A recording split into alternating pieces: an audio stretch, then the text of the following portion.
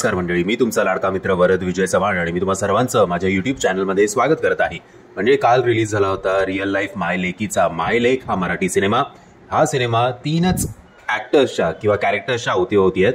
हे 3 कॅरेक्टर्स म्हणजे अर्थातच सोनाली खरे आणि त्यांचे खरे लेक सनया आणि Umesh Kamat.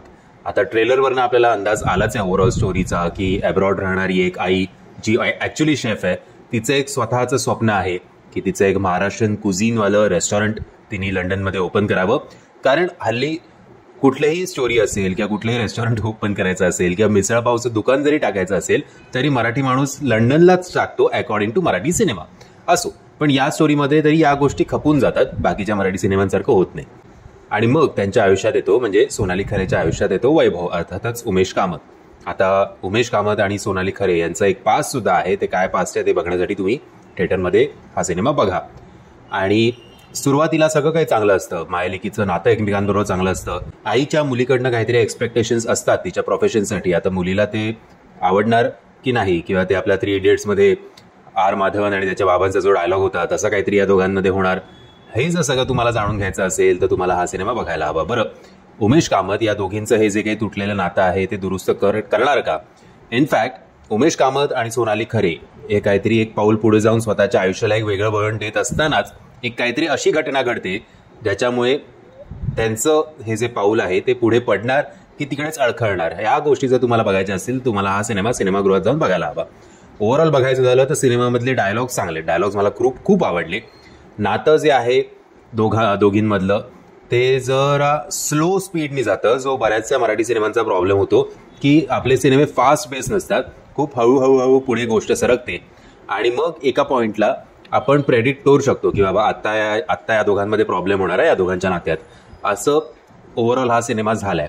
Cinema no doubt खूप चकाचक झालाय. अभिनय सगळ्यांचे उत्तम आहेत, भले ते सोनाली खरे असेल, सनया तिचं पहिला चित्रपट असेल आय गेस, त्याच्या आधी तिने हिंदीमध्ये काय केलं असेल तर माहिती नाही, पण ती सुद्धा कम्फर्टेबल वाटते कॅमेरासमोर, कुठेही अशी रॉ वाटत नाही. ऑब्व्हियसली जसं जसं ती करत जाईल भूमिका अजून तसं ती पॉलिश होत जाईल. उमेश कामत पण त्याच्या रोलमध्ये चांगला आहे. बाकी शुभांगी लाटकर आहेतच, संजय मोने आहेत आणि विजय आनंद सुद्धा आहेत, जो अख्खी फॅमिली मिळूनच हा सिनेमा पण आशा करूया की फक्त त्यांची नाही तर इतरांची फॅमिली सुद्धा, मराठमोळी फॅमिली हा सिनेमागृहात जाऊन बघेल. डिरेक्शन पण बरं आहे.